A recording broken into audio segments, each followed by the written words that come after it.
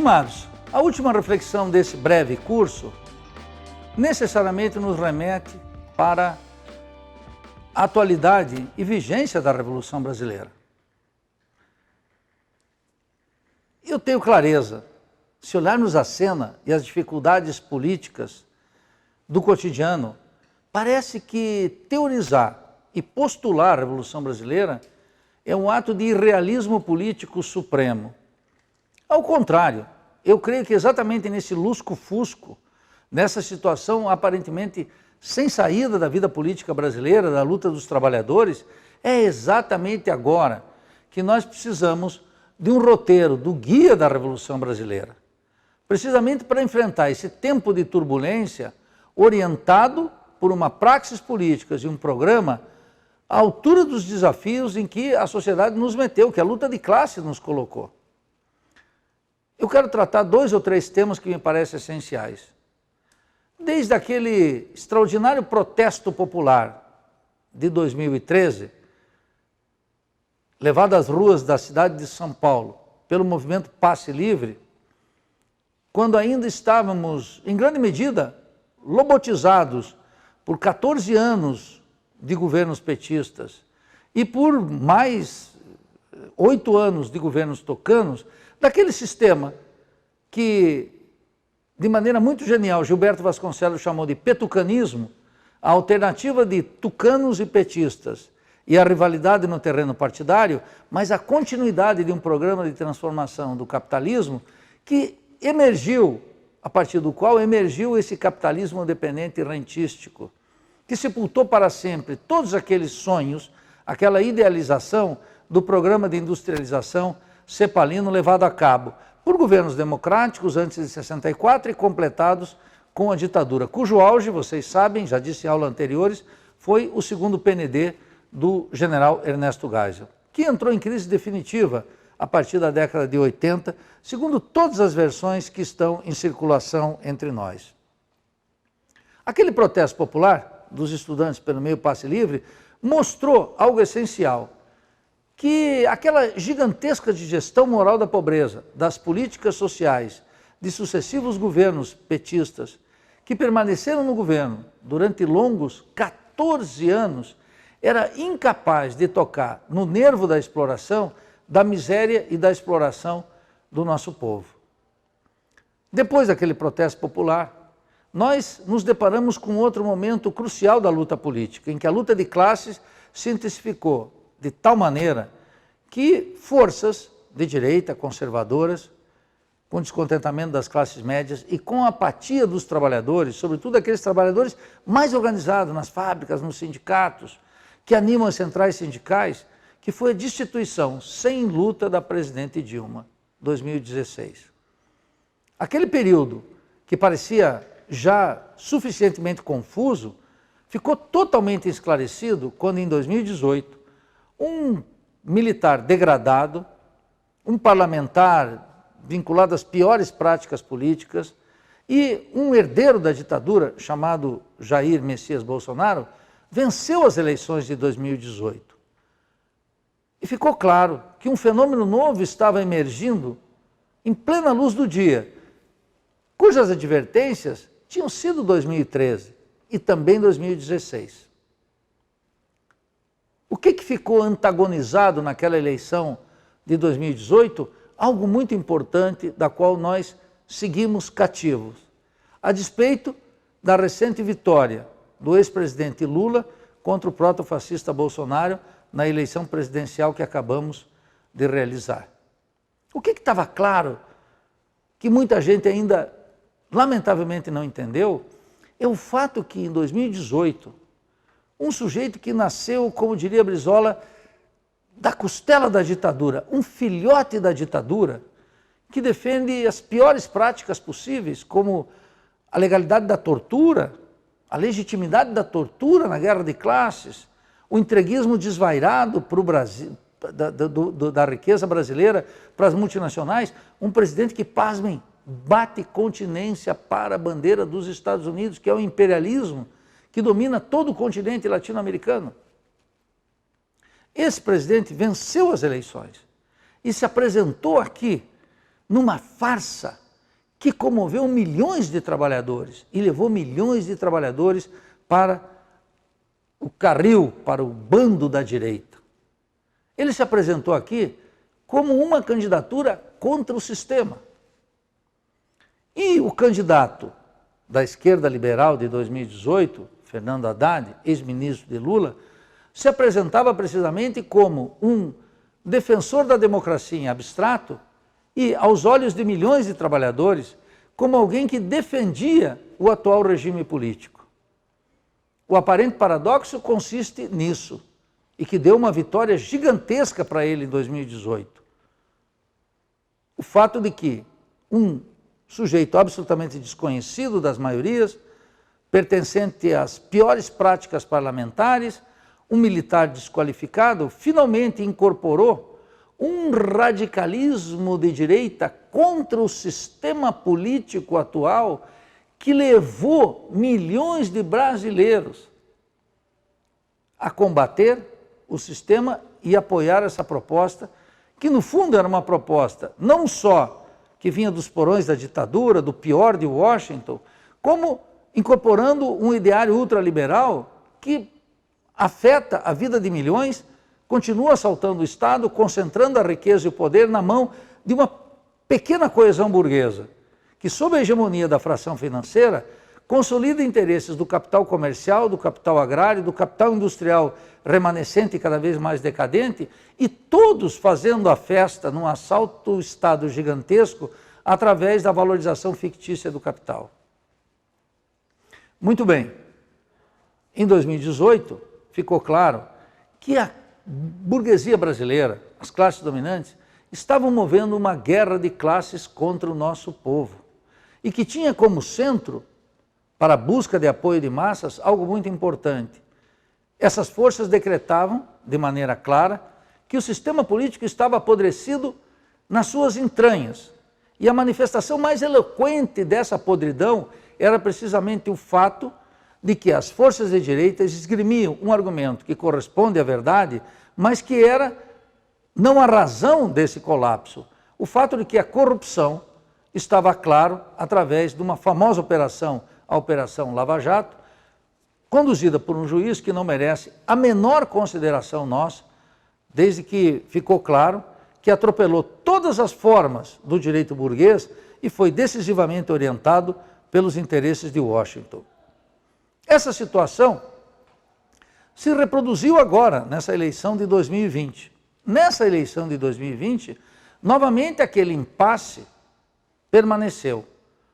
Jair Messias Bolsonaro, o presidente próximo-fascista, orientado por um programa ultraliberal conduzido por Paulo Guedes e apoiado na íntegra pela coesão burguesa, essa aliança de distintos capitalistas que acumularam, desde 2017 e 2018, lucros extraordinários e ampliaram a miséria e a exploração do nosso povo a despeito dos programas sociais criados durante os governos petistas, mantidos durante o governo liberal e corrupto de Michel Temer e turbinados, inclusive, com maior valor e maior cadastro, pelo programa do atual presidente da República. Veja que aquilo que eu chamei de uma digestão moral de pobreza, se são programas emergenciais sempre necessários, não conseguem criar uma coesão social capaz de tirar o Brasil da crise. Sobretudo porque a coesão burguesa, aquela das distintas frações do capitais, tem o controle completo da política econômica. Essa é a situação que nós nos encontramos. Mesmo que agora nós estamos observando algo essencial. O proto-fascista perdeu a eleição. E perdeu uma arma poderosa de simular sua luta contra o sistema, sendo ele o representante do que existe pior das entranhas do sistema de dominação burguesa que nós estamos submetidos. Ele perdeu o estatuto da presidência da República. Vocês sabem, durante todos esses 4 anos, ele enfrentava as instituições burguesas, republicanas, o Supremo Tribunal Federal. Um Supremo que eu recordo sempre a todos nós, não me canso de repetir, não merece a menor consideração de apreço da maioria dos brasileiros. Não há crime contra a República que não teve a anuência do Supremo Tribunal Federal. Eu poderia recordar aqui centenas, dezenas de decisões do Supremo que conspiram contra a maioria do povo, a soberania do nosso país e a busca de um verdadeiro regime democrático, onde as maiorias possam decidir aquilo que é essencial para a vida do país e para a sua própria reprodução social. Penso, por exemplo, a anistia para os crimes que os militares cometeram durante a ditadura, decisão do Supremo Tribunal Federal. Agora mesmo, quando, após uma pandemia, os enfermeiros conseguiram um piso, teve o porém, a advertência e a suspensão de um ministro, até então queridinho de um conjunto de movimentos, que aplicou o princípio da austeridade fiscal, que é o fundamento da guerra de classes contra o nosso povo, sob o argumento de uma crise fiscal do Estado brasileiro. Portanto, Bolsonaro, observando essa cena, espeta uma instituição da República. Bolsonaro também atacou insistentemente aquele presidencialismo de coalizão, até o momento que chegou na presidência, e fez, de múltiplas formas, simulações nas quais ele era vítima do sistema. Se apresentou, então, como um presidente que quer mudar, mas encontra a oposição da mídia, dos monopólios de comunicação, do STF, do Congresso Nacional, e que está paralisado pelas forças de uma oposição de esquerda que ele tipifica a todo momento como corrupta, incompetente e ameaça expressão do comunismo e dos interesses antinacionais. Por que essa trama foi possível? Nós não podemos mais ter um trato indigente com essa situação. E precisamos explicar profundamente as razões que levaram, finalmente, milhões de brasileiros, tão normais quanto eu e você, tão antenados quanto eu e você, em repudiar o atual sistema político e conceder milhões e milhões de votos a um presidente proto-fascista que está interessado, junto com a hegemonia das Forças Armadas e o apoio considerável do empresariado brasileiro, num regime político que naturalmente nos lembra os piores horrores e os piores tempos da ditadura militar. E as piores práticas de outros regimes da América Latina, como esse, o regime colombiano, que combina a atuação de todas as instituições liberais com terrorismo de Estado, orientado pelas bases militares dos Estados Unidos, que faz com que lá na Colômbia um sujeito diga que é mais fácil ser guerrilheiro do que sindicalista, dado que o segundo está em permanente risco de vida. Esse clima já está entre nós. A direita conseguiu, em primeiro lugar, que é muito importante, uma agenda, que é a agenda ultraliberal. A direita conseguiu no Brasil também uma certa mobilização de massas, que é feito de maneira ainda não tão orgânica. Não constituiu ainda um partido político, mas o presidente proto-fascista tem uma capacidade de migrar de um para outro partido e eleger dezenas e dezenas de deputados e senadores fiel a esse ideário. De outro lado, a esquerda liberal que atualmente nos domina, primeiro, não tem uma agenda de lutas. Ela é toda dispersa e ela é fruto das contingências da luta de classes. Segundo, a exuberância do movimento de massas, que bateu a ditadura, inclusive eleitoralmente, foi, com o passar dos anos, já em pleno regime eleitoral, perdendo vitalidade. E os partidos políticos, que eram notáveis instrumentos de luta contra a ditadura, contra o arbítrio, foram se transformando em poderosas, ou às vezes em débeis, máquinas eleitorais, que são capazes de eleger deputados e senadores, prefeitos e governadores, mas são incapazes de mobilizar o povo e ganhar a credibilidade para uma grande transformação social necessária para um país que está atravessado por contradições e antagonismo de classes gigantescos. Além disso, um conjunto de lideranças políticas testadas em duros combates na luta contra a ditadura e para aprofundar o processo chamado de democratização da vida política brasileira, desapareceram. E as novas lideranças não foram ainda não ganharam ainda a confiança do nosso povo. E nem foram testados em duros combates nas quais, com o apoio das massas, pudessem sair vitoriosas, como as lutas dos anos 60. E mesmo durante a ditadura militar, lutas eleitorais acompanhadas por um movimento de massas, mais ou menos eficazes, mais ou menos organizados, mais ou menos fecundos e mais ou menos permanentes, capazes de bater a ditadura naquele período, no terreno eleitoral, e se não foi possível dar um enterro que aquele regime político merecia, foi absolutamente eficaz para superar aqueles 21 anos de um regime político absolutamente contrário ao povo e favorável à dominação imperialista na América Latina. Além disso, nós temos que constatar algo que eu já observei nos capítulos anteriores. A luta num regime eleitoral se distingue radicalmente da luta pela democracia. E aqui há algo fundamental.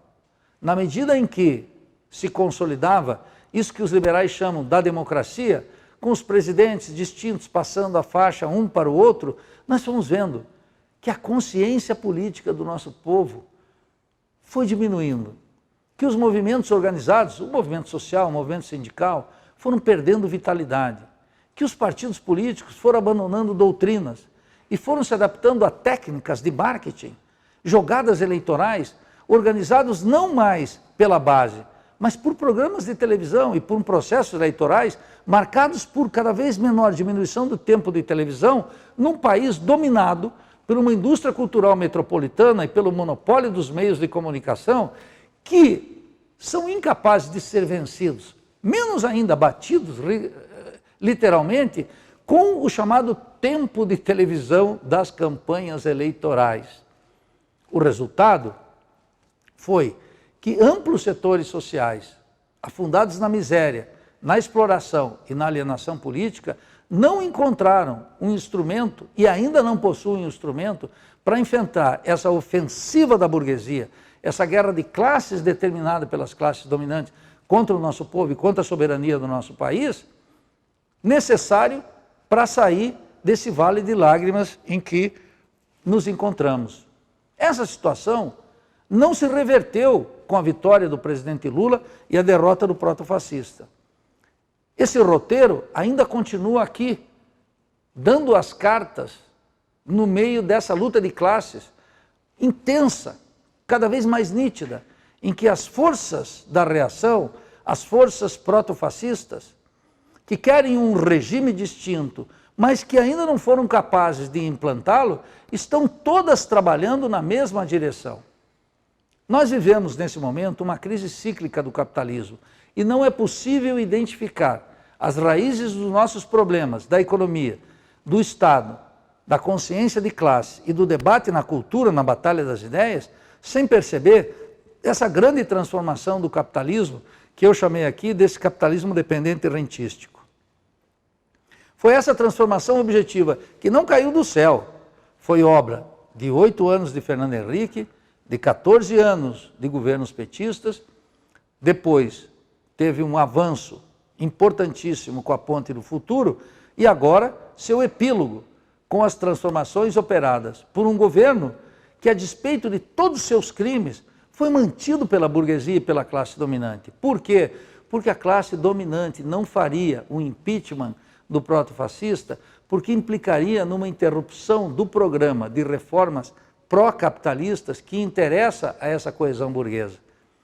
E que vai continuar dando as cartas aqui nesse regime eleitoral, muito longe de ser uma democracia política. E que já colocaram as condições para o presidente Lula assumir o governo sem discutir o essencial numa campanha política. O que é o essencial? As grandes mudanças no terreno da economia e a ruptura com a economia política burguesa, que é a expressão desses interesses do capitalismo dependente e rentístico, que condena a maioria do nosso povo a um regime de superexploração da força de trabalho, ao empobrecimento das políticas públicas, ao raquitismo científico e tecnológico, à dominação cultural emanada dos centros metropolitanos, a não ter um exército, uma nova doutrina militar, a não poder exercer a soberania, senão numa agenda de debates que interessa apenas ao imperialismo estadunidense, e seus sócios europeus incapazes de criar um projeto próprio para enfrentar a crise do sistema capitalista. Que parece muito abstrato, ela é, não obstante, aquilo que está ordenando o dia a dia da nossa política. E o programa da Revolução Brasileira e a praxis da Revolução Brasileira exige, sobretudo, que cada um de vocês analisem esse roteiro. Identificar aqui e agora o programa da Revolução Brasileira é a tarefa fundamental. Esse programa, ele não tem monopólio de partido algum. Eu diria que, no limite, tem sido ignorado sistematicamente pelos partidos políticos. Mas a partir de agora, dada essa guerra de classes, essa ofensiva burguesa, que criou isso que parece o império do irracionalismo, mas que, não obstante, obedece a uma racionalidade impecável, que confere todo o poder à classe dominante e nenhum direito aos trabalhadores, é o que está orientando a ação de cada dia. E é sobre eles que eu peço a atenção de vocês. Um esforço coletivo para pensar, à luz da nossa trajetória, das extraordinárias lutas nacionais, das lutas pelas reformas, das lutas revolucionárias, em distintas décadas do século passado e do início do século XXI, que nós temos que pegar esse fio da história e atualizar o programa da Revolução Brasileira. Não importa em que sindicato você esteja, não importa em que movimento organizado você milite, não importa em que partido político você está eventualmente filiado. A grande tarefa nossa agora é dedicar a nossa existência a atualizar o programa da Revolução Brasileira e, em perspectiva histórica, recuperar aquele grau de consciência que existia até 1964, quando amplos setores das massas trabalhadoras do campo e da cidade estavam agarrando o destino brasileiro com suas próprias mãos e fazendo transformações importantíssimas para tirar o Brasil das malhas aparentemente de ferro do subdesenvolvimento e da dependência. O futuro pertence à Revolução Brasileira, ou não teremos futuro algum para o nosso povo. Não faz parte da trajetória da esquerda ser um cúmplice cínico da miséria do nosso povo, da exploração, de todas as formas de discriminação e violência e da falta de soberania. Uma esquerda liberal que confinou seu destino a ser uma espécie de mitigador da dor do povo, está condenada ao fracasso. Daí que eu digo, em função dessa situação, é que se impõe a necessidade de todos aqueles que estão comprometidos com o Brasil soberano e livre, assumir a pauta da Revolução Brasileira. Estabelecer o programa da Revolução Brasileira. Produzir um revisionismo histórico, atualizar o programa dos partidos políticos e, na fronteira em que você se encontra, jogar sua existência na liberdade do nosso povo, na luta pelo socialismo e pela Revolução Brasileira. Até breve.